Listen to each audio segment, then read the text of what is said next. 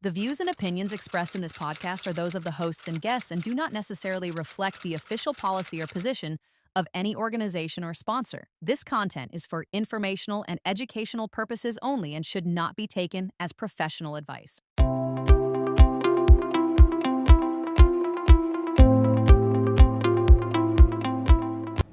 नमस्कार हर्षला आणि ऋषिकेश. मी पहिल्या प्रश्नापासून सुरुवात करते की चली कहाणी म्हणजे नक्की काय आणि याची सुरुवात तुम्ही कशी केली? चली कहाणी ही एक थिएटर कंपनी आहे ज्यामध्ये आम्ही सगळ्या वयोगटांच्या मुलांसाठी आणि इव्हन मोठ्यांसाठी नाटक करतो. आता नाटक करतो म्हणजे आम्ही काय करतो तर गोष्टीची पुस्तकं जी असतात मुलांसाठीची त्या गोष्टीच्या पुस्तकांचं आम्ही नाटक करतो आणि ते आम्ही त्यांच्यासाठी सादर करतो. आता ज्यांना थिएटरमध्ये येणं शक्य नसतं तर आम्ही त्यांच्या घरी जाऊन अगदी गॅलरीमध्ये किंवा 10x10च्या रूम मध्ये सुद्धा आम्ही परफॉर्मन्सेस केले. आम्ही त्यांच्यापर्यंत जातो आणि जसे मोठ्यांसाठी शोज असतात तसेच त्यांच्या वाढदिवसाला त्यांच्या अॅनिव्हर्सरीजला चली कहाणी तिकडे परफॉर्म करतात. अरे वा. आणि नाटकांबरोबरच आम्ही त्यांच्यासाठी अप्लाइड थिएटर ही जी एक संकल्पना आहे. म्हणजे काय तर थिएटर फक्त ऍक्टिंग म्हणून किंवा नाटकासाठी न वापरता आपल्या रोजच्या आयुष्यात आपण त्याचा वापर कसा करू शकतो. म्हणजे आज अशी कंडिशन आली की आपल्याला एक्सप्रेस करायला भीती वाटते किंवा क्रिटिकल थिंकिंग करायला भीती वाटते, करताच येत नाही आपल्याला. सो अप्लाइड थिएटर म्हणजे थिएटरचे काही टूल्स घेऊन आपण आपल्या आयुष्याचे प्रॉब्लेम्स कसे सॉल्व्ह करू शकतो, एक ही साधारण त्याची डेफिनेशन. सो आम्ही हे अप्लाइड थिएटरचे वर्कशॉप्स त्यांच्यासाठी घेतो वेगवेगळ्या ऑब्जेक्टिव्हजवर. अच्छा, म्हणजे लहान मुलांसाठी सुद्धा आणि मोठ्या मुलांसाठी सुद्धा. म्हणजे खरं तर लहान मुलांपेक्षा जास्त आमचा असा अनुभव आहे की मोठ्यांना त्यांची जास्त गरज पडते. जसं आम्ही कॉर्पोरेट कंपनीज बरोबर काम करायला सुरुवात केली तर ते दिसताना आपल्याला असं दिसतं की अरे वा छान मोठी कंपनी आहे, पण आतल्या आत त्यांच्यामध्ये इतके इश्यूज असतात की मला याच्याविषयी काहीतरी वाटतंय आणि मग त्याचा जो इफेक्ट आहे तो कामावर इतका होतो की मग काही कंपनीज मध्ये असं असतं की फन फ्रायडेज असतात त्या सगळ्या गोष्टी सॉल्व्ह करण्यासाठी की मज्जा करा, तुम्ही एकमेकांबरोबर वेळ घालवा. सो मग आम्ही हे अप्लाइड थिएटरचे वर्कशॉप्स घेऊन मग आम्ही तिकडे जातो. मग अशा काही ऍक्टिव्हिटीज डिझाईन केल्या जातात ज्याच्यात याला आणि मला एकत्र काम करावंच लागेल आणि ते काम करताना आम्हाला मज्जा येईल एकत्र. अच्छा, म्हणजे बेसिकली जर कॉर्पोरेट मध्ये तुमचं हे अप्लाय केलं तर तिथल्या लोकांची मानसिकता सुधारेल आणि कंपन्यांना ग्रोथ व्हायला मदत होईल. TCS वाले आहे का? बर, चली कहाणी नाव कसं सुचलं तुम्ही? हे तुम्हाला कुठून कल्पना? सुरुवात मी करतो आणि मध्येही सांगितलं. तर आम्ही जेव्हा 2024च्या मिड मध्ये आम्ही ठरवलं की आपण आता मुलांबरोबर कसं काम करतोय हे शिकलोय, पण मग 1 वर्ष आम्ही इंडस्ट्रीपासून लांब होतो. बेसिकली आम्ही ऍक्टर्स आहोत आणि आम्ही इंडस्ट्रीमध्ये काम करत होतो, पण मुलांसाठी कसं काम करायचं हे आम्ही शिकायला म्हणून एका ठिकाणी गेलो. तिकडनं आम्हाला असं झालं की आता हे जे शिकलो हे सोडायचं तर नाही.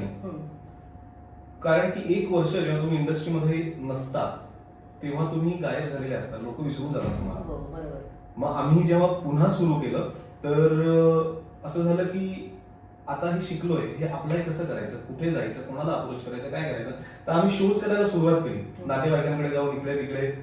पण हर्षा ऋषिकेश असं नसून काहीतरी पाहिजे. आता आपल्या ह्याचं नाव आहे, एक सगळ्या गोष्टींना एक नाव असतं. तर आम्ही विचार केला नाव पाहिजे यार, काहीतरी नाव पाहिजे.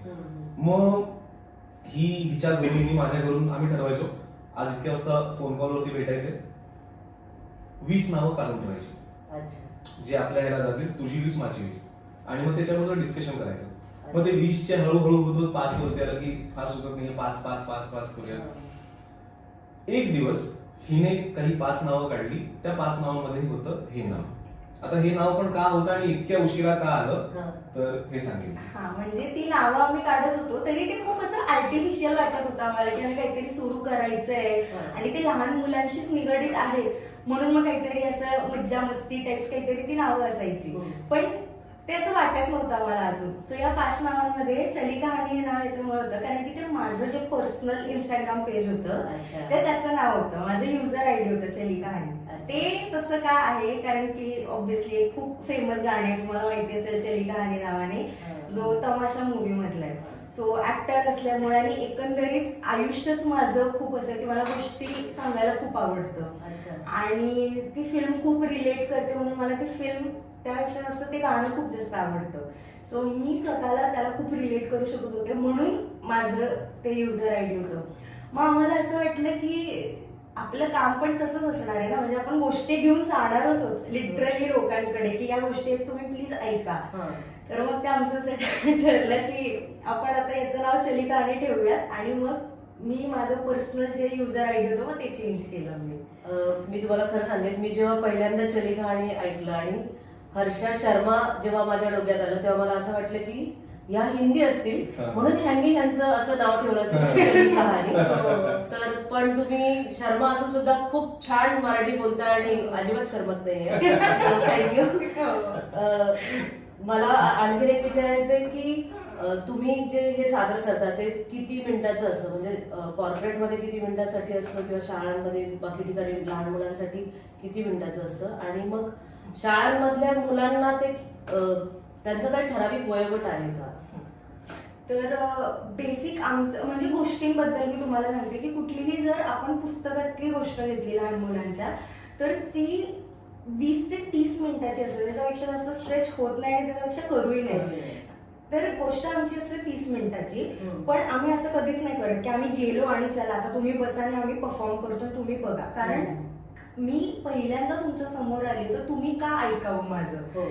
मी बाहेरून आली आणि आज तुमच्या टीचर्सने तुम्हाला सांगितलंय की बसा, कोणीतरी आलंय, तो म्हणजे ती नाइन्साफी आहे ना त्या मुलांबरोबर. सो एक खूप महत्वाचं एक आम्हाला असं आम्ही शिकलो की त्यांच्याबरोबर बॉन्ड असणं खूप गरजेचं आहे, कारण की नाहीतर मग पटकन जर ते मला ओळखणार नाही तर त्यांचं हे निघून जातं, इंटरेस्ट निघून जातो सगळ्या गोष्टींमधला आणि नंतर परफॉर्म करताना आपल्याला त्रास होतो. सो आम्ही जातो, आम्ही सुरुवात अशी करतो की आम्ही काही खेळ खेळतो त्यांच्याबरोबर, जिथे ते त्यांच्या जागेत बसून आमच्याबरोबर काहीतरी करू शकतील असे खेळ असतात. काही गाणी जे पिक्चर मधली नसून किंवा युट्यूबवरची नसून नाटकातली गाणी आहेत, ज्याच्यात काही वेगवेगळे एक्सप्रेशन असतील, वेगवेगळ्या गोष्टी असतील, अशी गाणी आम्ही घेतो. हे साधारण 15-20 मिनिटं चालतं आणि ह्याच्यात मग मुलं इतकी मोकळी होतात की नंतर मी त्यांना कुठलीही गोष्ट सांगणार असेल, आम्ही काहीही करणार असो, आम्ही काही परफॉर्म करणार असो, तर ते इतका विश्वास ठेवतात आमच्यावर आणि ते बसतात. सो या पूर्ण सगळ्या गोष्टी म्हणजे खेळ, गाणी आणि मग गोष्ट याला आमचे 45 मिनिटं ते 1 तास ही एक बेसिक फ्रेमवर्क आहे. आता काही काही ठिकाणी असं असतं की आम्हाला तुमचा कार्यक्रम खूपच आवडला आहे आणि आम्हाला 2 तासाचा कार्यक्रम करायचा आहे, मग ते कस्टमाइज्ड असतं. मग त्याच्यात अजून काही खेळ, मग काही ऍक्टिव्हिटीज ज्या ड्रॉइंगच्या असतील किंवा एक कन्सेप्ट आम्ही अशी शिकलो की प्री ऍक्टिव्हिटी आणि पोस्ट ऍक्टिव्हिटी. तर समजा मी तुम्हाला एक ससा कासवाची गोष्ट सांगणार असेल, सो प्री ऍक्टिव्हिटी अशी असते की त्या गोष्टीबद्दल तुम्हाला काहीतरी आयडिया यायला पाहिजे, की समजा प्राण्यांची रेस लागली तर मग कोणता प्राणी जिंकेल बरं, असे काहीतरी प्रश्न आम्ही त्यांना विचारतो ज्यांना काहीतरी आयडिया येईल गोष्टीविषयी. ती गोष्ट झाली की आम्ही एक पोस्ट ऍक्टिव्हिटी घेतो, ज्याच्यात असं असेल की गोष्टीत जर काही गाणं असेल किंवा एक लक्षात राहण्यासारखी कुठली तरी गोष्ट असेल तर ती गोष्ट आम्ही परत पोस्ट ऍक्टिव्हिटी मध्ये करून घेतो त्यांच्याकडून, की आपण एक गाणं म्हटलं होतं आठवतं तुम्हाला, हा चला मग एकत्र म्हणूया, जेणेकरून मग ती गोष्ट लिटरली आमचा असा अनुभव आहे की मुलांना वर्षानुवर्ष ती गोष्ट लक्षात राहिली आहे. सो असं एक 45 ते 1 तासाचं आणि मग नंतर जर तुम्हाला हवं असेल तर मग ते कस्टमाइज पद्धतीने असतं. कॉर्पोरेट्ससाठी त्यांचा तेवढा हे पण नसतो, काय म्हणू शकतो आपण, अटेन्शन स्पॅन किंवा करण्याची खूप इच्छा नसेल तर मग तासाभराचे आमचे वेगवेगळ्या ऍक्टिव्हिटीज असतात त्यांच्याबरोबरचे कंपनीजमध्ये जेव्हा आम्ही जातो तेव्हा. परत याच्यात पण काही अपवाद आहेत की त्यांना जर जास्त वेळेचं हवं असेल तर मग आम्ही जास्त पण देतो. आता ह्याच्यामध्ये एक गोष्ट आहे की आता एवढं टेक्नॉलॉजी वाढलंय, मुलांना एका जागेवर बसणं आणि एका ठिकाणी त्यांचं अटेन्शन ठेवणं हे खूप अवघड झालं आहे. तसंच मोठ्या माणसांचे जेव्हा तुम्ही गोष्टी सादर करता, आता शाळेत तर ठीक आहे मुलांजवळ मोबाईल नसतो किंवा काय, पण जेव्हा तुम्ही प्रायव्हेट कार्यक्रमांमध्ये जातात त्यावेळेस तर मुलांकडे स्वतःचे मोबाईल असतात किंवा कॉर्पोरेटमध्ये स्वतःचं असतात सगळ्यांकडे. मग अशा वेळेस ते जे आहेत ऐकणारे श्रोते हे तुमच्यापर्यंत लक्ष देत आहेत का, किंवा तुमच्या बरोबर इंटरॅक्ट होत आहेत का, हे तुम्हाला कसं समजतं, किंवा तुम्ही त्यांना कसं खेळवून ठेवता? याच्यात मुळात म्हणजे अशी गोष्ट आहे की आम्ही हे जे पहिले खेळ घेतो ना, तर त्या खेळात काही असे हे सोडले जातात की लहान मुलं काय करतात, ते मोठ्यांचंच अनुकरण करत असतात. तर आम्ही मोठ्यांना मोठं ठेवतच नाही. आम्ही त्यांना म्हणतो यांच्या थ्रू आम्ही असा घास न टाकता असं टाकतो. त्यांना सांगतो की ही मुलं तर लहान आहेतच, पण तुम्ही एक स्टँडर्ड ठरवा आणि आता तुम्ही तुमचं लहान होऊन जा. तर तुमच्या हातातले मोबाईल, बॅग सगळं काही बाजूला ठेवून द्या आणि 1 तास आम्हाला द्या, पूर्ण वेळ आम्हाला द्या. तर ते जेव्हा मोठे जेव्हा हे करतायत तेव्हा आपसुकच मुलं ते करून टाकतात. आणि तुम्हाला आता नाटक म्हणतोय तर कदाचित असं वाटत असेल की ते प्रोसिनियमचा एक भाग असतो ना, की आपण जाऊन खुर्च्यांवरती बसतो आणि एका मोठ्या याच्यावरती स्टेजवरती नट परफॉर्म करतात आणि माणसं इकडे मधोमध एवढा मोठा गॅप आहे. तर आम्ही ते नाही ठेवत. अच्छा. आपण आता जसे बोलतोय, आपण तिघे जर का कलाकार आहोत तर इथे बसलेले एवढ्या जवळ प्रेक्षक असतात. अच्छा. सो 4th वॉल जी म्हटली जाते ती 4th वॉलच काढून टाकतो आम्ही. नाटक सुरू असताना सुद्धा आम्ही त्यांच्याशी गप्पा मारतो. सो ते इतके एन्क्रोच झालेले असतात आमच्यामध्ये आणि ते इतके गप्पा मारतात नाटक चालू असताना पण, की नाही ताई तो बघ तुझ्या मागे, तो बघ हे असं तसं. तर ते मोबाईल किंवा डिस्ट्रॅक्शन्स नाहीच येत इतकं जवळ असल्यामुळे. मग ह्या गोष्टी तुम्ही स्वतः बनवता की कुठून वाचून वगैरे तुम्ही सादर करता? सुरुवात आम्ही जसं यांनी सांगितलं की आम्ही जिथे शिकायला गेलेलो, सो तिकडची कन्सेप्टच ही होती की पुस्तकातल्या गोष्टी घेऊन त्याचं नाटक सादर करायचं, कारण की मुलांनी पुस्तक वाचलं पाहिजे. मग ऑब्व्हियसली तिकडनं आम्ही बाहेर पडल्यावर सुरुवात आमची तीच होती की लहान मुलांसाठी इतकं लिहून ठेवलेलं आहे आणि एका विशिष्ट क्लासलाच त्याचा ऍक्सेस आहे, कारण की मग त्यांचे आई वडील शिकलेले आहेत आणि ते मुलांना भर देतात की तुम्ही वाचा. पण असाही एक क्लास आहे ज्यांना या पुस्तकांबद्दल माहितीच नाहीये, कारण की त्यांना तो बॅकग्राऊंडच नाहीये. सो सुरुवात तशीच झाली. आम्ही त्या पुस्तकातल्या गोष्टी घेऊन मग त्याचं परफॉर्मन्स तयार करतो आणि त्याचं सादरीकरण करतो आणि मग ते पुस्तक आम्ही दाखवतो मुलांना की ही तीच गोष्ट आहे जी आम्ही परफॉर्म केली. पण त्याच्यानंतर असं झालं की आम्ही स्वतः गोष्टी लिहायला लागलो. मग खूप अशा ढिगभर गोष्टी लिहिल्या, त्याच्यातली एक अशी वाटते की नाही याच्यात काहीतरी असं वाटतं की ही परफॉर्म होऊ शकते. मग आम्ही तशाही गोष्टी घेऊन मग त्याचं डिरेक्शन करून आम्ही ते पण सादर करतो. आणि ही जे म्हणाली ना की एक विशिष्टच क्लास पर्यंत ते फॅसिलिटीज आहेत की पुस्तकं वाचायचे आणि पण त्यात पण खूप कमी आहेत. म्हणजे तो क्लास जरी असेल तरी अगदी खूप वाचनाची गोडी जी आहे किंवा वाचनाची हे आहे ते नाहीच राहिली आहे आजकाल. हातावर मोजणे. आता मोबाईलच हातात आल्यामुळे गोष्टीच्या पुस्तकांच्या स्टोअर मध्ये जाणं आहेत, जातात. आमचे पण काही मित्र आहेत, एक मित्र आहे ज्याला 2 मुली आहेत. तो काय करतो, महिन्याला नवरा बायको काही पैसे साठवतात आणि ठरवतात की आपल्याला जायचंय त्या दुकानामध्ये आणि ह्यांच्या पुढच्या वाढदिवसासाठी घेऊन यायचंय. तर असे संस्कार करणारे पण माणसं आहेत, पण प्रत्येकच जण करतं असं नाही. हो, मुलांना पण वाचनाची गोडी असेल तरच ते करता येईल. बरोबर. व्यावसायिक नाटकापेक्षा चली कहाणीच्या माध्यमातून जे नाटक तुम्ही सादर करता ते वेगळं आहे असं तुम्हाला वाटतं का? हो, म्हणजे खूप टक्क्यांनी असं मी म्हणेन. जसं सरांनी सांगितलं की सगळ्यात पहिली गोष्ट तर अशी की आम्ही 4th वॉलच ब्रेक करतो. आता एक कमर्शियल नाटक किंवा कुठलंही नाटक जे आपण नाटक म्हणतो तेच आहे ना की एक ऑडियन्स येईल, तिकीट घेऊन बसेल आणि मग मी काहीतरी सादर केल्यावर एकतर ते टाळ्या वाजवतील, शिव्या देतील, जे काही असेल ते. पण इथे इतका म्हणजे तुम्हाला वेळच नाहीये हे सगळं करायला, किंवा नंतर तर तुम्हाला दाद मिळते ती मिळतेच. पण आम्ही पहिलेच सांगतो की मुलांना प्लीज तुम्ही समोर बसवा आणि इतकं म्हणजे या अंतरावर की बसवा आणि मग त्यांच्या मागे पालक वगैरे असतात. सो आम्ही त्यांना पहिलेच सांगतो की तुम्ही एकमेकांशी गप्पा मारायच्या नाहीयेत, आता आमच्याशी बोलायचंय. नाहीतर मग ते पण एक खेळकरपणा असतो त्याच्यात की आम्ही 2 लोकच आहोत, तुम्ही खूप सारे आहात, तर मग आमचा आवाज तुमच्यापर्यंत पोहोचणार नाही वगैरे वगैरे. इथे 99% असं होतं की मग मुलांना असं वाटतं की अरे वा छान आपण बोलू शकतो म्हणजे यांच्याशी.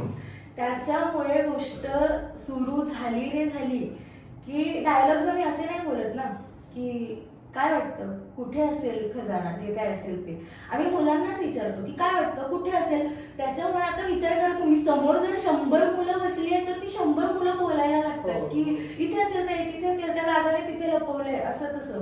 सो हा मला एक खूप मोठा बदल वाटतो की कमर्शियल थिएटरमध्ये तर असं असतं की उलट आपल्याला एकदम पिन ड्रॉप सायलेन्स ठेवायला लागतं कारण की त्याची काही वेगळे नियम आहेत त्या गोष्टीचे.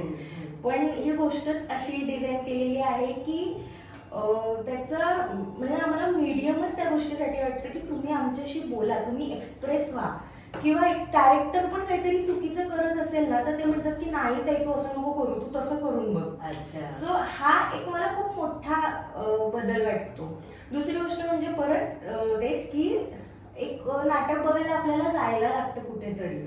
सो आम्ही जेव्हा या गोष्टीचा विचार करत होतो तेव्हा खूप मोठा भाग हे सुरू करण्यामागचा हा होता की समजा आता 3रीतलं 4थीतलं मुलेच, लहान मुलं कुठल्याही वयाचं, त्याला एखादं नाटक जर बघायचं आहे तर किती ना त्याला त्याच्या बाबांवर डिपेंड राहायला लागणार आहे. कारण की जर आई बाबा म्हणून मी ठरवलं की मला आज माझ्या मुलाला नाटक बघायला घेऊन जायचंय तर तो जाऊ शकेल. त्यात बाबांची जर मीटिंग आली, आईला काहीतरी काम आलं तर कॅन्सल सगळं. सो ठीक आहे, हे तुम्ही करू शकत नाही आहात ना, आम्हाला तुमच्या जागेत बोलवा, आम्ही येऊन तुमच्या घरात सादर करतो. हे मला फारसं नाटकांमध्ये आता होतं बरंचसं ते पण जे कमर्शियल थिएटर विषयी आपण बोलतो ते फार कमी होतं असं मला वाटतं. सो त्या अंशी पण मला वेगळं आहे असं वाटतं जरा. छान. मग तुम्ही कोणत्या कोणत्या भाषांमध्ये नाटक सादर करता? आम्ही मराठी, हिंदी आणि इंग्लिश तिन्ही भाषांमध्ये करतो. काही वेळा असं होतं की जसं आत्ता आम्ही KDMC कल्याण डोंबिवली महानगरपालिकेच्या काही शाळांमध्ये करत होतो. मराठी शाळा आहेत पण मुलं सगळी जी आहेत तर ते मायग्रेंटची मुलं आहेत आणि अमराठी सगळी अख्खीच्या अख्खी बॅच. सर पण म्हणत होते की त्यांना मराठी तर शिकवायचंय पण आम्हाला हिंदीतनच बोलावं लागतं, त्यांना काहीच कळत नाही. 1ली, 2री, 3रीची मुलं आहेत.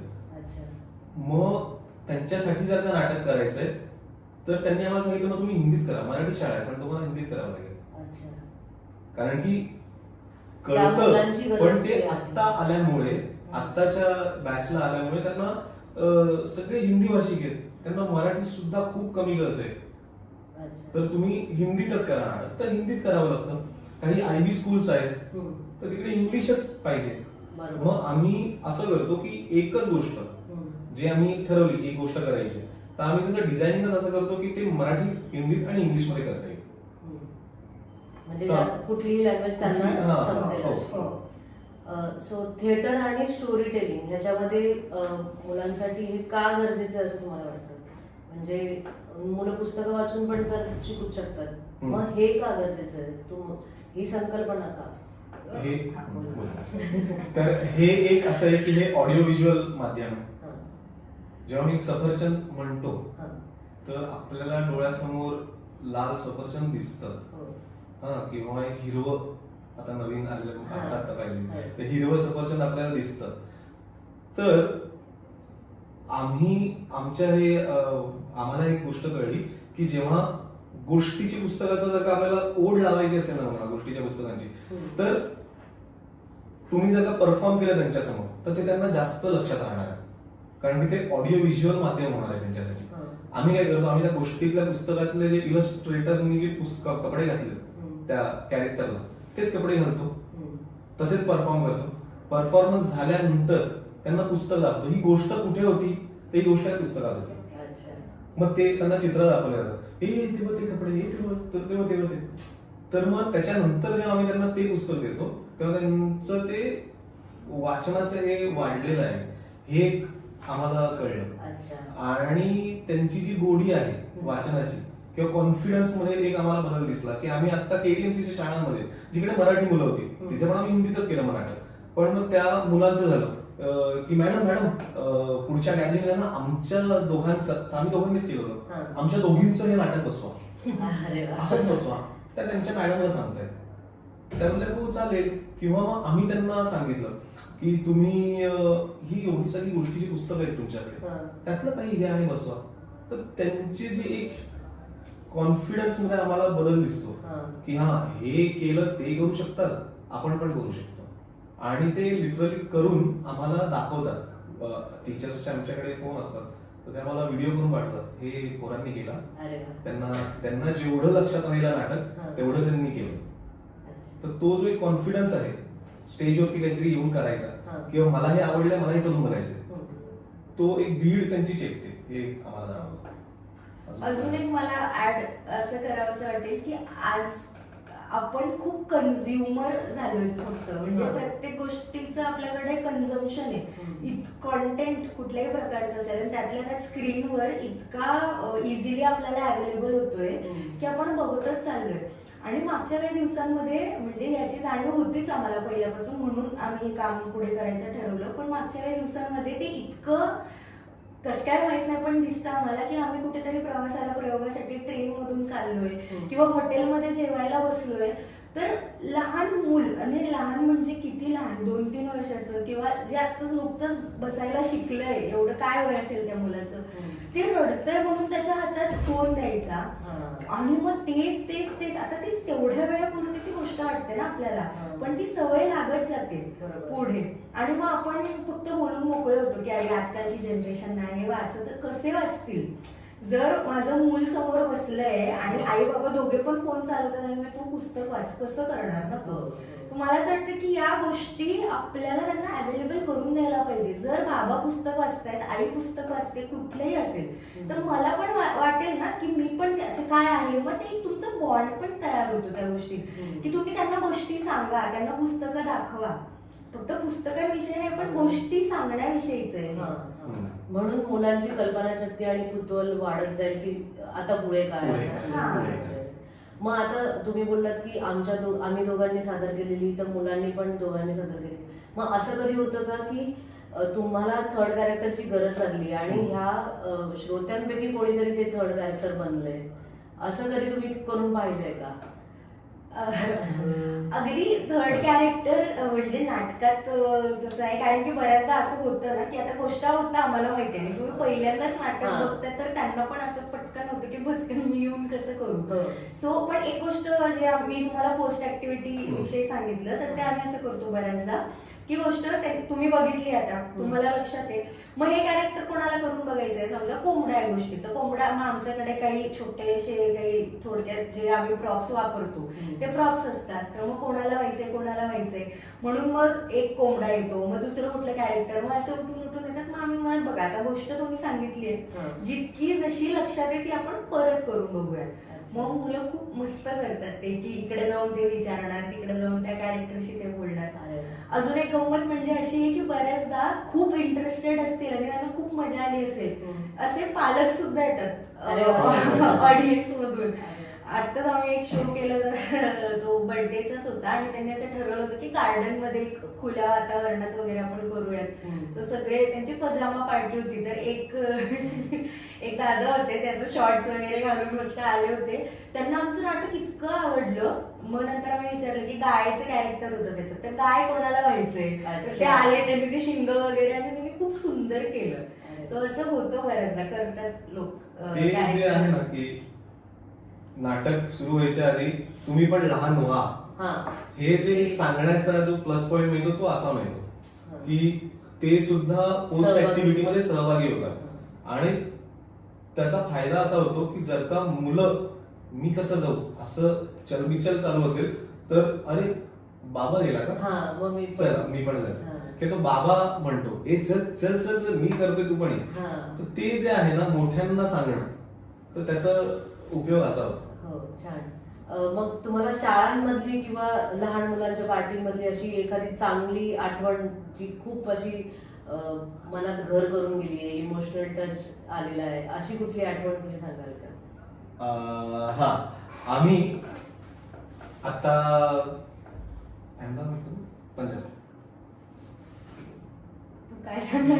चंदीगड, आम्ही चंदीगडला गेलो होतो आता एका फेस्टिवलच्या निमित्ताने, आणि तिथे गेलो तर आम्हाला 2 दिवस परफॉर्म करायचं होतं, 2 नाटकं करायची होती. तर तिथे पहिल्या दिवशी आम्ही परफॉर्म केलं. परफॉर्मन्स झाल्यानंतर असं होतं की मुलं खूप खुश होतात, मुलं खुश होतात, पालक खुश होतात आणि मग ते येतात भेटायला, ऑटोग्राफ घ्यायला येतात, फोटो काढायला येतात आणि काही काही बोलतात, सगळं काही छान होतं. तर आम्ही त्या फेस्टिवलच्या निमित्ताने त्या फेस्टिवल बरोबर आम्ही खूप ठिकाणी फिरलो आणि हा आमचा शेवटचा स्टॉप होता चंदीगडचा. तिथे परफॉर्मन्स झाल्यानंतर आजपर्यंत असं कधी झालं नव्हतं. एक फॅमिली आली आणि मुलीच्या हातामध्ये एक स्टोरीचं पुस्तक होतं. ती आली आणि आम्हाला वाटलं की साईन करायचंय म्हणून आम्ही तयार साईन करायला. तर तिने दाखवलं की हे पुस्तक मी लिहिलंय. ती असेल 12-14 वर्षांची मुलगी असेल. ती म्हणाली की हे पुस्तक मी लिहिलंय आणि माझं नाव कुठल्या तरी रेकॉर्ड मध्ये पण आलंय की मी एवढ्या कमी वयामध्ये एवढं छान गोष्टीचं पुस्तक लिहिलं आणि मी टॉक सुद्धा देते आणि माझे डोळे चक्रावले. तर ती म्हणते की हे पुस्तक माझ्याकडून तुम्हाला या गोष्टीची पुस्तक, लहान मुलांचं पुस्तक आहे, यातनं कुठलं नाटक करायचंय ते करा, माझी तुम्हाला परमिशन आहे. ती मुलगी 12-14 वर्षांची मुलगी म्हणते की माझी परमिशन आहे आणि तुम्ही करा आणि केलं तर मला दाखवा, टॅग करा. असं तिने ते छान आणि आमच्यासाठी जसे मोठी माणसं लिहून देतात लव आणि एक छान काहीतरी मेसेज, चली कहाणी आणि खूप काही दिलं होतं.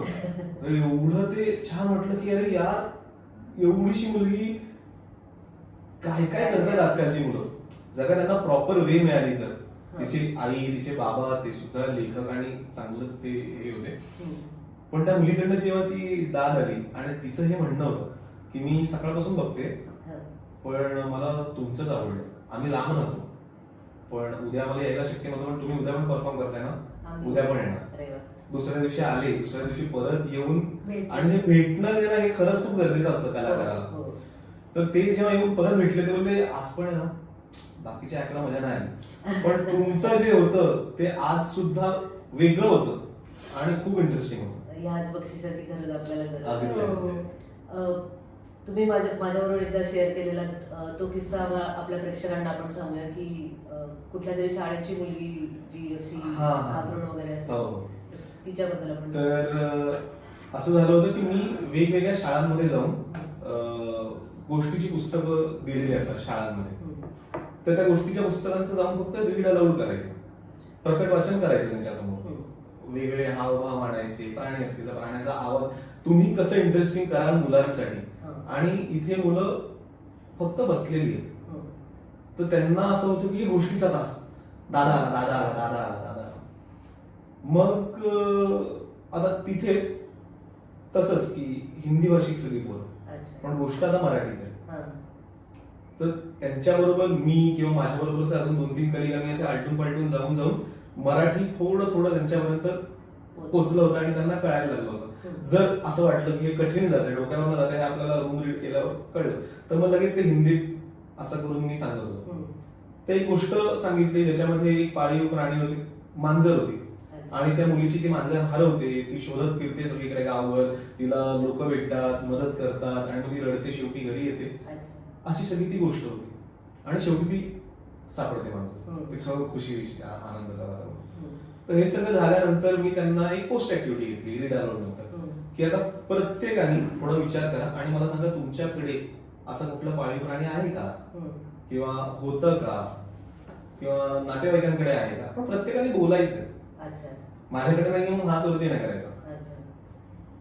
तर एका मुलीने हात वर केला सगळ्यात पहिले. तर आता आपलं जे काही शिक्षणाचं हे आहे त्याच्यामधनं आपल्याला असं होतं वाटतं की जो मुलगा पहिले हात उचलतो तो हुशार मुलगा आहे, त्याला सवय लागली की टीचर मी उत्तर देतो, टीचर मी उत्तर देतो, हे करायची त्याला सवय लागली म्हणून तो हुशार मुलगा आहे.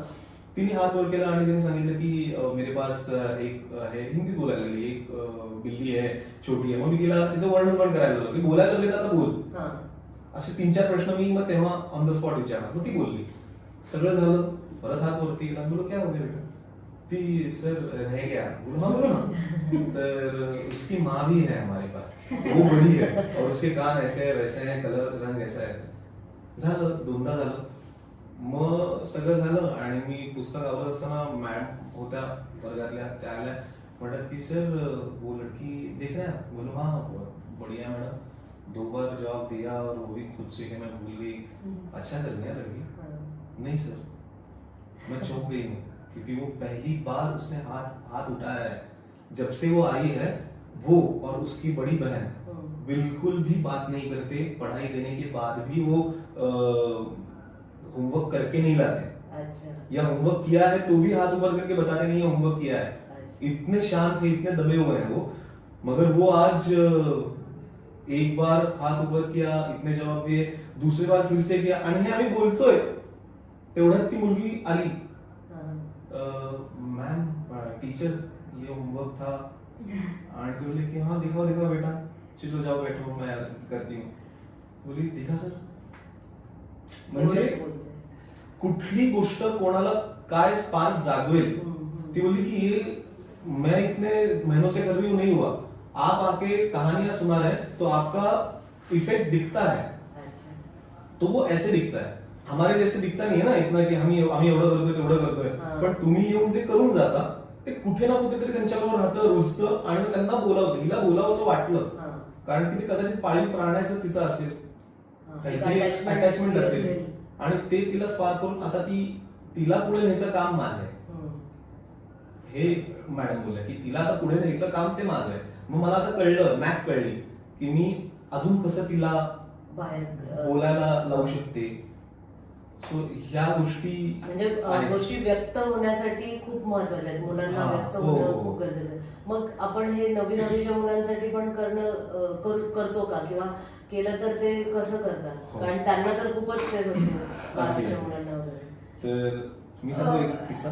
हो नाही मी फक्त वयोगट सांगत होते की वयोगटाबद्दल तुम्ही पहिले पण प्रश्न विचारला ते राहिलं आपलं, की आम्ही टॉडलर्स थिएटर पासून म्हणजे अगदी 1 वर्षापेक्षा कमी असलेल्या मुलांबरोबर काम करतो, तिथून तर मग आम्ही सिनियर सिटीजन्स पर्यंत काम करतो। मग असं नसतं की जे काम 1ली 2रीच्या मुलांबरोबर होतं तेच 4थी 5वीच्या होतं। सो आम्ही लेवल वाईज काम करतो की 1ली लेवल असेल तर ते 1ली ते 3री, मग त्यांच्यासाठीच्या गोष्टी वेगळ्या असतात त्यांच्या डेव्हलपमेंटनुसार, मोठ्यांसाठीच्या वेगळ्या असतात। सो वयोगट एवढा आमचा आम्ही सगळ्यांबरोबर काम करतो। एकदा असं झालं होतं की आम्ही एक नाटक करायचो आणि ते सिरियस नाटक होतं। जेवढं आम्ही करत आलो होतो ते फन फन फन फॅक्टर वाले, पण एक नाटक आहे जे जरा सिरियस आहे। तर आम्ही तेव्हा हेच असं द्यायचो की बघा हे नाटक जे होणार आहे हे या आवाजात होणार, आता हल्ला गुल्ला आणि काही नाही करायचं। एवढ्या आवाजात जर का तुम्हाला ऐकायचं असेल तुम्हाला शांत राहणं गरजेचं आहे। तर तो जो एक माहोल तयार करायचा आहे, कारण की तुम्ही मोठी मुलं आहात आणि हे प्युबर्टीवर एक आलेलं असतं ना मला आणि असं सगळं। तर मग आम्ही ते नाटक जेव्हा केलं तर आमचा एक हे असायचं की आपलं कलाकाराचं एक असतं ना की टाळ्या पडतायत म्हणजे चांगलं चाललं, हा हे होतं म्हणजे चांगलं चाललं। तर आम्हाला असं होतं की यार त्याच्यात त्यांना कोणीतरी रडलं तर मग ते चांगलं होईल असं। तर ते खूप प्रयोग होतच नव्हतं कुठेच, हसायची कारण ते ऑकवर्ड होऊन जायचं। रिलेशनशिप मध्ये होतं, वडिलांचं आणि मुलाच्या रिलेशनचं होतं ते, पण त्यात पण ते हसलं जायचं, कारण की आई आणि मुलाचं बॉन्ड चांगला दाखवला जातो जो आहे आपल्याकडे, पण वडील आणि मुलाचा बॉन्ड हा खूप रेअर। तर ते करताना शेवटी आम्हाला ना असं ऐकू आलं आणि एवढं परफॉर्म करताना आनंद झाला। तर ते जे आहे तुम्ही म्हणालात की मोठ्या मुलांबरोबर, तर त्यांच्या बरोबर काम करायला थोडंसं वेगळा पॅटर्न वापरावा लागतो, पण आम्ही त्यांच्याबरोबर पण ह्या पद्धतीनेच काम करतो। गोष्ट थोडी आणि पद्धत थोडी वेगळी वापरायला। मग तुमच्या ज्या गोष्टी सादर होतात त्याच्यानंतर मुलांमध्ये बदल घडून आलेल्या तुम्हाला कळतात का? की म्हणजे जसं मगाशी सांगितलं की ती मुलगी खुलली, तर तसं असं मोठ्या मुलांमध्ये जे खूप वात्रट असतील ते शांत झाले, किंवा जे शांत आहेत ते मोठे चांगले बोलणारे झाले, असं तुम्हाला कधी अजून अनुभव आले का? हो आले, बरेच आले। फक्त ही जी प्रोसेस आहे ना ती इतकी स्लो आहे आणि प्रत्येक ठिकाणी आपल्याला शक्य नाही होत. आता आम्हाला शक्य नाही होत म्हणण्यापेक्षा समोरच्याचे आम्हाला इन्व्हाइट करायचं किंवा काम आम्हाला इतक्या लॉंग टर्म मध्ये द्यायला कधी कधी समोरच्याला शक्य नाही होत. सो अशा बऱ्याच शाळा आहेत ज्यांच्याबरोबर आम्ही इयर लॉंग प्रोजेक्ट्स करतो. सो तिथे आम्हाला हे ट्रॅक ठेवण्याचा खूप म्हणजे उपयोग होतो या गोष्टीचा, की आम्ही प्रत्येक सेशन नंतर मुलीच्या नावासहित की ही बोलत नाही, हिचा आवाज कमी आहे किंवा हे ऐकूच येत नाही, इतका कमी आहे हिचा आवाज. सो या मुलांमधले बदल आम्हाला कळून येतात. जसं की आता आम्ही एका शाळेत करतो इयर लॉंग प्रोजेक्ट. एक मुलगी म्हणजे तिची बॉडी लँग्वेजच ती एकदम अशी आणि मान एकदम खाली, आणि तिला जर मी 4 लोकांमध्ये आम्ही सगळ्या सर्कलमध्ये प्रत्येकाला तुला या गोष्टीविषयी काय वाटलं, तुला या गोष्टीविषयी काय वाटलं, तर ती सांगायचीच नाही, मला काहीच नाही वाटत. आणि म्हणजे लिटरली की आता मी जर असं बोलायला लागले तर मला ऐकू येईल का, एवढं. आणि आमचं इतका प्रयत्न असायचा की अगं तू हुशार आहेस, तू बोल ना, तू बोल. मग तिच्याबरोबर वेगवेगळ्या ऍक्टिव्हिटीज करणं, कधीतरी तिला रागवणं की आता आवाज वाढला पाहिजे, पण मग फक्त हे करून नाही चालत ना. आणि आता त्यांचं अकॅडमिक इयर संपलं, फेब्रुवारीमध्ये आमचे सेशन थांबले आता जुलैपर्यंत त्यांच्यासाठी, कारण एक्झाम्स आणि सगळं सुरू होणार होते. लिटरली मी खोटं नाही बोलत आहे, आम्ही शेवटचा सर्कल घेत होतो की आता आपण पुढच्या वर्षी भेटू असं तसं. आणि ती मुलगी माझ्या असं 3 नंबरला उभी होती साईडला सर्कलमध्ये, आणि ती काहीतरी बोलली आणि मला ऐकायला आलं. मला इतकाच आनंद झाला की म्हणजे आरती आहे तिचं, आणि इतकं की अरे आवाज आला. म्हणजे ही गोष्ट आता ऐकायला तुम्हाला असं खूप वाटेल की इथेच उभी आहे तरी आवाज ऐकायला, पण आम्ही अशाही मुलांबरोबर काम करतो की बोलतच नाहीत किंवा त्यांचा आवाजच निघत नाही. सो असे खूप छोटे छोटे चेंजेस आहेत, ते तुम्हाला खूप एक कालांतराने कळणार आहे त्यांच्याबरोबर कंटिन्युअसली काम करून.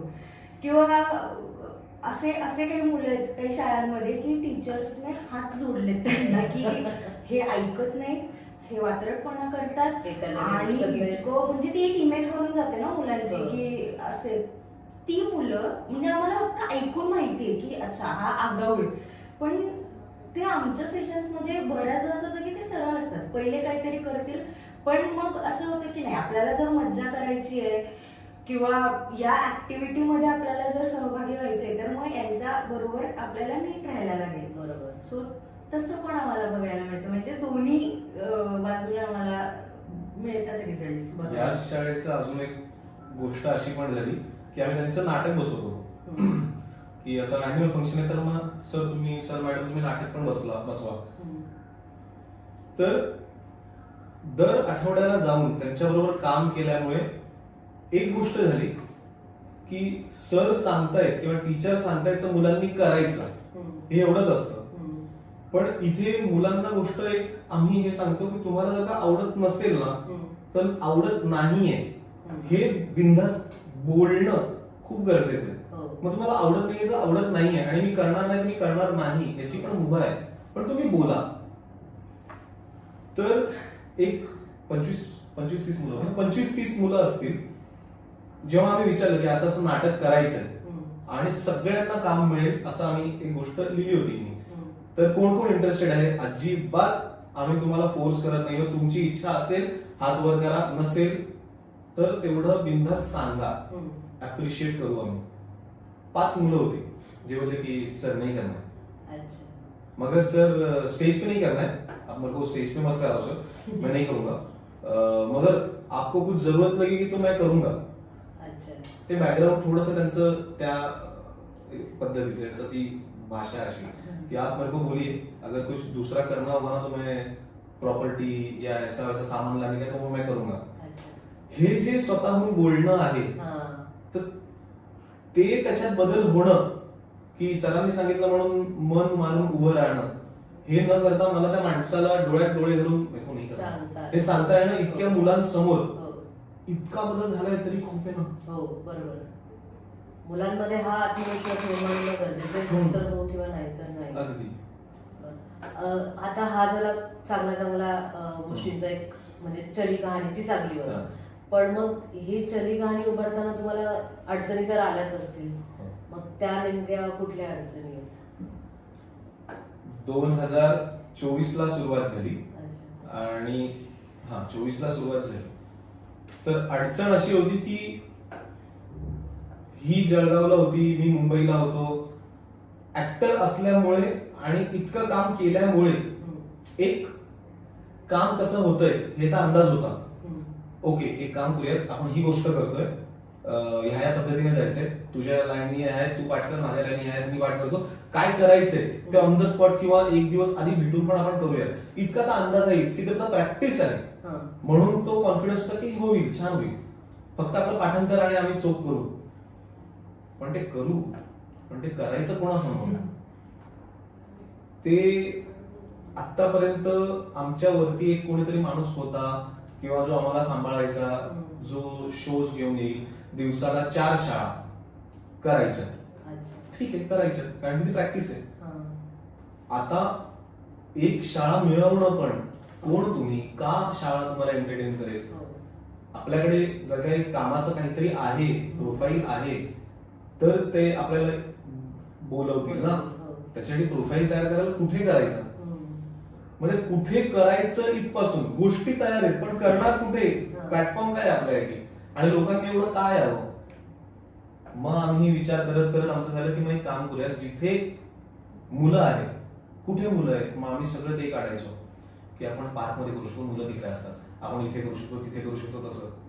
मग ह्या सगळ्या डिस्कशन्स मध्ये निघालो की आपण आपल्या नातेवाईकांकडे करू शकतो, आणि त्या नातेवाईकांकडे ज्यांना मुलं आहेत, लहान मुलं आहेत, जे काय, मग आम्ही तसे काढले. आणि पहिला आमचा शो आम्ही केला होता पुण्याला, माझ्या वहिनीच्या घरी. तर मी तिला सांगितलं की मी तुझ्या घरी येईन आणि तुझ्या घरी येऊन परफॉर्म करेन.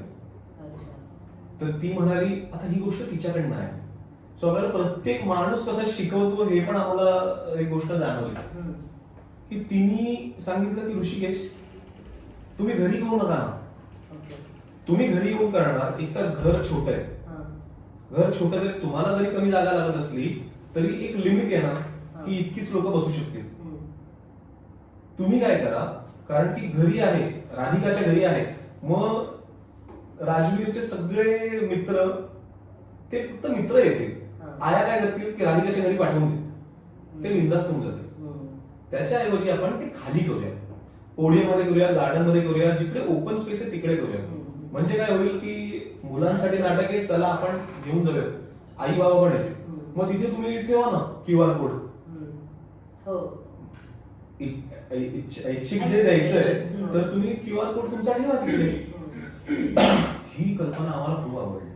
सेम मग माझा एक काका राहतो पुण्याला, मग आम्ही त्याच्याकडे सांगितलं की असं असं करायचंय तुझ्याकडे. तो पण म्हणाला हो चालेल.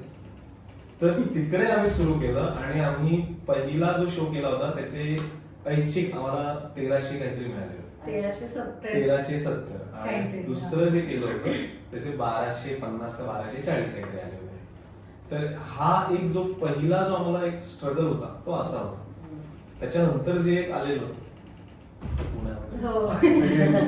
नाही, आणि हे तर म्हणजे शोज मिळवण्याच्या बाबतीत वगैरे, पण एक मला एक खूप आम्हालाच म्हणजे खरं तर एकत्र हे जाणवलं की आपली एक मेंटॅलिटी, आपण जे काम आता सुरू करतोय आणि त्याला ऍज अ करिअर परसिव्ह करायचा विचार करतोय, तर तुम्ही मेंटली खूप क्लिअर असणं गरजेचं आहे त्या बाबतीत. म्हणजे झालं असं की आम्ही वर्षभर जिथे शिकत होतो की मुलांबरोबर कसं काम करायचं, काय करायचं, त्याच्या अगोदर ऍक्टर्स होतो, अगदीच मुलांबरोबर पहिल्यांदा एन्काउंटर होतं तिथे. सो वर्षभर असं होत होतं की आदिवासी पाड्याच्या मुलांबरोबर काम करणं, अगदीच आश्रमशाळेत जाऊन त्यांच्या समोर परफॉर्म करणं. सो एक इमोशनल खूप असं झालं होतं की अरे मुलं बिचारी, आणि असं एक इमोशनली खूप जास्त त्या गोष्टीशी जोडलं गेलं होतं. आणि जसं याने सांगितलं की आम्ही सुरू केलं, तर त्याच्यामुळे आम्ही आमच्या नातेवाईकांना, मित्रांना सांगत होतो की तुम्ही पसरवा ही गोष्ट की आम्ही हे काम करायला सुरुवात केली आणि आम्हाला जास्तीत जास्त बोलवा तुम्ही.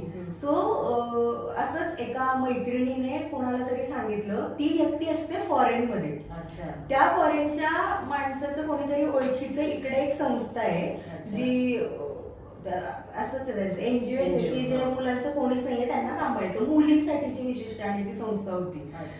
तर ते म्हटले की असं असं आहे आणि तुम्ही त्यांना बोलवा. या माणसाने आम्हाला फोन केला, संस्थेचा जो ओनर होता त्याने, आणि तो माणूस आमच्याकडे रडला की सर आमच्या मुली आणि आमची इतकी परिस्थिती खराब आहे आणि असं आम्ही विचार केला की आत्ताच आपण काम सुरू केलंय. मग आम्ही असं डिस्कशन केलं की हा फक्त पैसाच हा मोटिव्हच नाहीये ना आता आपला, आपल्याला मुलांसाठी काम करायचं असं तसं. आणि इतकं त्याने आम्हाला हे करून टाकलं की नाही आमच्या मुली आयुष्यभर तुम्हाला लक्षात ठेवतील वगैरे. आम्ही लिटरली कुठे होतो, हिंजेवाडीत होतो, तिकडून आम्ही गेलो वाघोली. म्हणजे आणि एकदम खडतर प्रवास होता तो आमचा. आणि आम्ही तिकडे गेलो, एकतर त्या एनजीओची वाईबच चांगली नव्हती का मला माहित नाही. ते मुलींना पण काहीतरी वेगळंच खूप वागवत होते आणि काहीतरी आमच्याकडून त्यांनी शो करून घेतलं. त्याचे त्यांनी आम्हाला 1 रुपया सुद्धा दिला नाही, कारण की आमच्याकडेच पैशांची खूप कमी आहे वगैरे वगैरे. ठीक आहे आम्ही फ्रीमध्ये करतो. त्यांनी आम्हाला प्रवास खर्च दिला नाही. फक्त आता समजा या ऑफिस पासून आम्हाला बस स्टँडला सोडायचं हे आमचं बोलणं झालं होतं की निदान आम्हाला बस स्टँड पर्यंत सोडा. त्या माणसाने तसंही आम्हाला अर्ध्या रस्त्यात सोडलं. आणि मग पावसाळा सुरू, त्यांच्या एनजीओ मध्ये इतके डास वगैरे, मी आजारीच पडले त्याच्यानंतर. माझं झाल्यावर हा आजारी पडला. आता हा पण मुद्दा नाहीये, गेल्याच्या एक 10-15 दिवसानंतर आम्हाला कळलं की ज्या फॉरेनच्या माणसाने यांना रेकमेंड केलंय त्या माणसाने ऑलरेडी आम्हाला द्यायचे म्हणून पैसे त्या माणसाला दिलेले, एनजीओच्या माणसाला, आणि त्याने आम्हाला 1 रुपया दिला नाही. मग आम्हाला असं कळलं की ओके, म्हणजे आपण जे काम करतो ते फक्त आपल्याला इमोशनली ड्रिव्हन राहून ते नाही करता येणार. नाहीतर मग आपण बसू रस्त्यावर, कारण की आहे ना प्रत्येक जण आपण जे काही काम करतो ते आपण पॅशनेटली करतोच, पण पैशासाठी पण करतोच आपण. आणि मग हे स्वीकारणं खूप जास्त गरजेचं आहे की हो आम्ही हे काम करतो, आमच्या कामाला ही व्हॅल्यू आहे आणि आम्ही त्याच्यासाठी पैसे चार्ज करतो. सो ही एक खूप आम्हाला त्यातनं शिकायला मिळाली गोष्ट. आणि तुम्ही फुकटात कराल ना, तुम्ही किती पण चांगलं काम करा कोणासाठी तरी, त्यांना त्या गोष्टीची किंमतच नसेल. बरोबर, असे खूप एक्सपिरियन्सेस आम्ही, आणि सुरुवातीलाच आम्ही खूप घेतले. मग त्याच्यानंतर आम्हाला असं झालं की कितीही तुमची परिस्थिती खराब असेल ना, आम्ही येऊ करू, कमी पैसे द्या पण पैसे द्या. बरोबर, मोबदला. जसं बक्षीस गरजेचं आहे तसं उदरनिर्वाहासाठी हे पण गरजेचं आहे. पण मग आपण आपल्या ह्या माध्यमातून लोकांना जर सांगितलं की तुम्ही नक्की काय इम्पॅक्ट घडवू शकता, तर कदाचित तुम्हाला त्याची मदत होईल. तुम्ही सांगा की तुम्हाला काय इम्पॅक्ट नक्की घडवायचा आहे. तर मुलांच्या बाबतीत असं आहे की पहिली गोष्ट आहे की मुलांना वाचनाची गोडी तर लागते. आपण त्यांच्याकडनं ह्या आजच्या ह्याच्यामध्ये मोबाईल स्क्रीन काढून घेऊ शकतो का, तर नाही. त्याच्याशी आपण फाईट नाही करू शकत आता, कारण की ते सगळं जे आहे ते त्या स्क्रीनवरती आहे आणि प्रत्येकाकडे आहे. सो त्या गोष्टी घेऊनच पुढे जायचं. तर ह्या गोष्टी ज्या आम्ही परफॉर्म करतो त्याच्यामुळे आमच्या अशा लक्षात आलं की त्यांचं एक अंदाज लावायचा हे वाढतं, विचार करायची शक्ती वाढते. आता आम्ही जे एका मुलाबरोबर काम करतो, आम्ही ऑनलाईन करतो त्याच्याबरोबर. लहान मुलगा आहे आणि आता पहिलीत गेलाय. आम्ही सिनियर पासून त्याच्याबरोबर काम करतोय, आता फर्स्ट स्टँडर्ड आहे. त्याच्याबरोबर काम करताना असं झालंय की आत्ता त्या मुलाच्या स्वतःच्या 5 ते 7 गोष्टी तयार आहेत. आम्ही त्याच्याबरोबर गोष्टी थ्रूच काम करतो, गोष्टींच्या माध्यमातून काम करतो. मग त्याची आई मला सांगते की त्याला आहे ना लहान असल्यामुळे आवड शिफ्ट होत राहते. बरोबर, की त्याला आता त्यांनी काहीतरी एक डोंगराचा खेळ पाहिला, त्याला तेच आवडलं. ती मुलगी कशी चालते, असं करते तसं करते, परातीवरती पण करते, मग तो तेच करत होता. मग ती आम्हाला सांगते की आता ना त्याला अशा गोष्टींचं काहीतरी हे लागलंय, किंवा तो जो एक वासुदेव येतो ते आमच्याकडे त्यांच्याकडे तिकडे पार्लरमध्ये येतो, तर ते आहे. तर अशा काही गोष्टी आहेत. मग तुम्ही काय, मग आम्ही त्या गोष्टींचा विचार करून तसं काहीतरी गोष्ट बनवतो, अगदी छोटी. मग ती गोष्ट फक्त ऐकायची का, तर नाही. मग ही जेव्हा ती गोष्ट सांगते तेव्हा तो आणि आम्ही परफॉर्म करणार ती गोष्ट स्क्रीनवरती. तो त्याच्या घरी आहे पार्लरला, मी मुंबईत आहे, मग आम्ही ते करणार. असं करत करत मग आम्ही त्याला एक टास्क देतो की आता तुला जे आवडतं ना त्याचा एक तू काहीतरी गोष्ट बनव. त्या मुलांनी आता त्याला ती एक नॅक कळली, गोष्ट कशी असायला पाहिजे, त्याच्यामध्ये सगळंच सपाट असलं पाहिजे नाही, काहीतरी एक पॉइंट असला पाहिजे जो क्रिटिकल आहे, मग त्याला मदत करायला कोणीतरी येईल, असं असं करत करत त्याच्या 7 गोष्टी तयार आहेत. मुलं लिहू नाही शकत ना, लिहू नाही शकत. पहिलीतला मुलगा आहे, तो आईला नरेट करतो, आई ते सगळं लिहून काढते.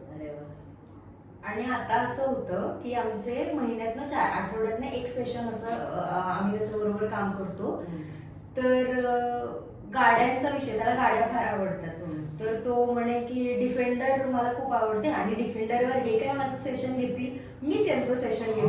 हा कॉन्फिडन्स. त्याने एक सेशन त्याला कळलं की हे काय करतात, पहिले आले की गप्पा मारतात माझ्याशी, मग थोडंसं खेळतो आपण, मग ते गोष्ट सांगतात कुठल्याही विषयावर आणि मग नंतर आपण टाटा बाय बाय करतो. असं आपण अर्धा एक तास त्याच्याबरोबर काम करतो.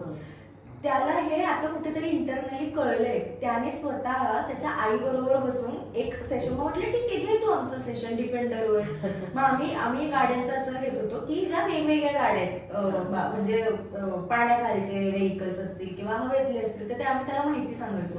मग तसं त्याने डिफेंडरवर त्याची स्वतःची गोष्ट बनवली आणि त्याने सेशन, आणि मग त्या महिन्यापासून आम्ही ठरवलं की महिन्यातले जे 4 सेशन असतात कुठल्याही विषयाचे, तर 3 सेशन आम्ही त्याचे घेतो आणि एक सेशन तो आमचं घेतो. मग तेव्हा आम्ही फक्त तो जे बोलेल ते आम्ही करायचं.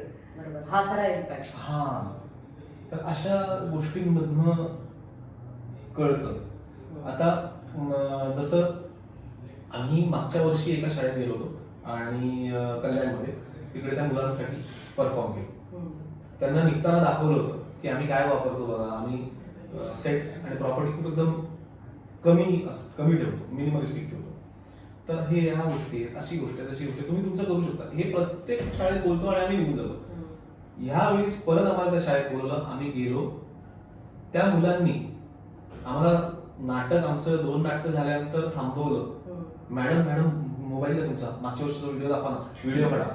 व्हिडिओ आणला आणि व्हिडिओ दाखवला. सर तुम्ही दिलेल्या पुस्तकामधलं हे पुस्तक आहे ना, सोन्याचा मासा, सोनेरी मासा, असं तत्सम काहीतरी नाव आहे.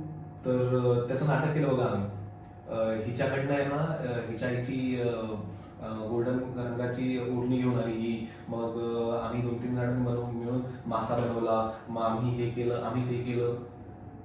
हा एक इम्पॅक्ट आहे की आपण जे काही करतोय ते मुलांच्या इतक्या मनात बसलंय की त्यांनी टीचरला सांगितलं की हे पुस्तक आहे, याचं आम्हाला नाटक बसवायचंय. आणि मग त्याचं सगळं जे काय आहे ते त्यांनी त्यांच्या घरातनं आणलं, म्हणजे कोणावर अवलंबून नाही राहिले.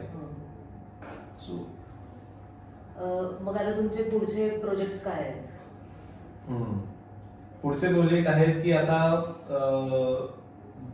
आमच्याकडे 6 नाटकं तयार आहेत, पण त्या नाटकांचे आम्ही खूप दौरे केल्या आहेत. आता आम्ही शाळांना सुट्ट्या लागल्या आहेत किंवा फेस्टिवल्सला थोड्या सुट्ट्या आहेत, तर काही नवीन गोष्टी हिनी लिहिलेल्या आहेत. काही कोलॅबोरेशन्स करायचं चाललंय, कारण की खूप वेगवेगळ्या कलाकारांना फेस्टिवल्सद्वारे भेटणं होतं.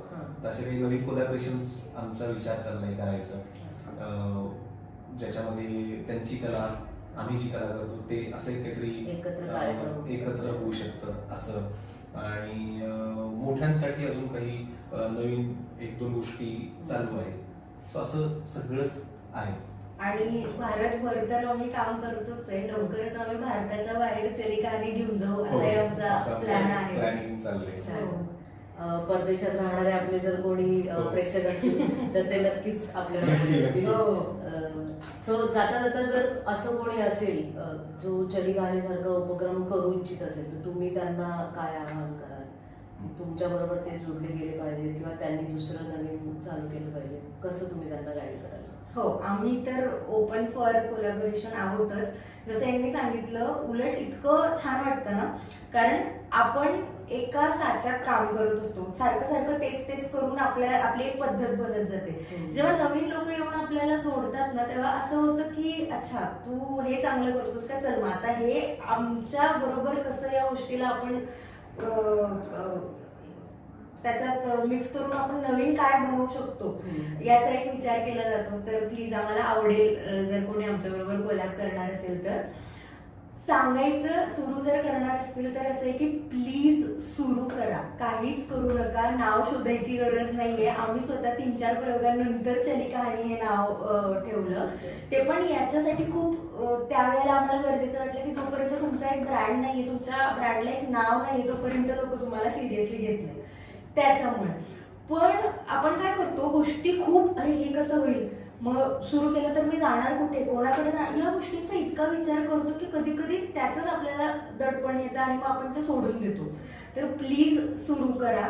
तुम्हाला खूप लोक असे भेटतात जे तुम्हाला म्हणतील की तुम्ही कसं चुकीचं करताय, कसं तुमचं हे काम बंद पडेल, किंवा जसं आम्ही दोघे ऍक्टर आहोत आणि हे काम करायच्या अगोदर आम्ही मोठ्यांसाठीचे नाटकं करायचो, कमर्शियल थिएटर करायचो आणि फिल्म्समध्ये काम केलेलं आहे, सिरियल्समध्ये काम केलेलं आहे.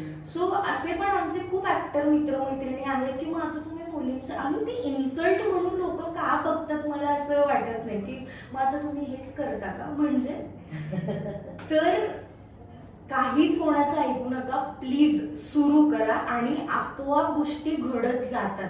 जसे असे लोक भेटतात तसेही असेही लोक भेटतात जे म्हणतात की माझ्या घरी प्रयोग कर येऊन, किंवा मी तुला एक कॉन्टॅक्ट देतो.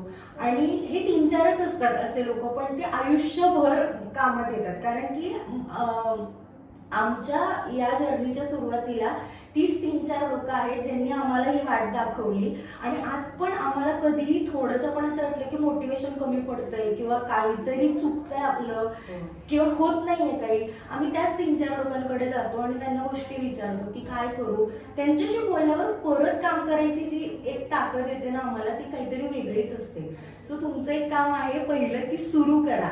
घाणेरडं असेल कसंही असेल, सुरू करा. आणि दुसरं म्हणजे ही जी 3-4 चांगली लोक आहेत ते शोधा आणि त्यांना नेहमी सोबत ठेवा, असं मला वाटतं. मला ऍड करावंच वाटेल 3-4 लोक जी म्हणाली आहेत ना, तर मला खरंच ते आमचे हे आहेत काय मेंटॉर आहेत. सो मला मेंटॉरचं नाव पण घ्यायला आवडेल. एक तर गीतांजली कुलकर्णी, तिने ही कल्पना दिली की जे काही शिकलात वर्षभर ते सोडून देऊ नका, करत राहा. सो हे पहिले ह्या एका वाक्यावरती हे सुरू झाले. आनंद चाबुकस्वार. सो ती एक व्यक्ती अशी आहे की आम्ही जरी एवढ्या मुलांबरोबर काम करत असतो, आम्ही फॅसिलिटेटर म्हणून जात असतो, पण शेवटी आपण माणूस होतो. समोरच्याचं दुःख हे पटकन आपल्याला असं होतं की यार, आणि मग ते फिरत राहतं डोक्यात. आणि जेव्हा तुम्ही इतक्या मुलांना भेटता आणि इतक्या वेगळ्या स्ट्रॅटाच्या मुलांना भेटता ना, की जिकडे एक शाळा अशी आहे जी त्यांच्या 1ली-2रीच्या मुलांना दुबईला घेऊन जाते, अशा शाळेत पण गेले. आणि एक शाळा अशी आहे की तिकडचे मुलं चप्पल विप्पल पण न घालता किंवा त्यांचे टॉयलेट बाथरूम तुंबलेले आहेत ते तिथेच जात आहेत. अशा जेव्हा तुम्ही ह्याच्यात काम करता तेव्हा तुमच्या डोक्यामध्ये खूप काही काही गोष्टी होत राहतात की अरे आपण काय करू शकतो. तर आपल्याला थाऱ्यावरती आणण्यासाठी आपण जर का नीट राहिलो तर आपण इकडे तिकडे काम करू शकतो. तर म्हणून ती व्यक्ती आनंद चाबुकस्वार हे आम्हाला सारखं काही आम्हाला वाटलं की दादा थोडस असं वाटतंय, तर तो जितक्या हलक्या पद्धतीने ती गोष्ट हे करून टाकतो ना, सगळं नीट चाललंय, हे होतं, हे वाटतं आणि हे वाटावं, आपण माणूस आहोत. सो तो जेवढ्या ट्रॅक वरती आणतो आम्हाला किंवा आम्हाला मदत करतो आम्हाला. तर अशी ही जी काही माणसं आहेत तुमच्या आयुष्यात असतील तर त्यांना जपा, कारण की हे लाभणं आहे. ते सत्यनारायणाच्या पूजेसारखं आहे, तो योग जुळून यावा लागतो. आज प्लॅन कराल तुम्ही पण ती होत नाही. एक दिवस सकाळ असे होते की चला करायची आणि सकाळ योग जुळून, तर अशी माणसं भेटायला तो योग लागतो. तर भेटली तर जपून ठेवा, पहिली गोष्ट तर ही. दुसरी गोष्ट अशी की शिका. आम्ही आता सुद्धा आम्ही जरी इथे शिकवत असलो मुलांना जाऊन शाळेमध्ये, पण आम्ही मध्ये मध्ये गॅप्स काढतो आमच्या ह्याच्यात की आम्ही स्वतः वर्कशॉप्स अटेंड करतो. आता हे झाल्यानंतर आम्ही पुण्याला चालू एक 9 दिवसांचा वर्कशॉप करायला, शिकायला. परत आम्ही काही 3-4 दिवसांचं परत एक वर्कशॉप चालू आहे शिकायला. सो ते शिकणं जे आहे ना ते आपलं थांबलं नाही पाहिजे. खूप छान, खूप सुंदर संवाद झाला आपला, मनाला स्पर्श करणारा संवाद झाला. तर तुम्हाला कळलंच असेल की गोष्टी सांगणं म्हणजे फक्त एक विरंगुळा नाही, मनोरंजनाचं साधन नाही, तर त्यातून मुलांना आपण वाचनाची आवड निर्माण करू शकतो आणि त्यांची कल्पनाशक्ती सुद्धा वाढवू शकतो. हर्षला, ऋषिकेश, खूप खूप धन्यवाद. खूप मनापासून आभार. तुम्ही आमच्याकडे आलात आणि तुमचे अनुभव आमच्याबरोबर शेअर केल्याबद्दल. आपण पुन्हा भेटूया. खूप थँक्यू. तुम्ही आम्हाला इकडे इन्व्हाइट केलं आणि आम्हाला या सगळ्या गोष्टी बोलायचा एक चान्स दिला. Thank you so much. Thank you so much. खूप मजा आली. छान वाटलं. एकदम कम्फर्टेबल वाटलं मला.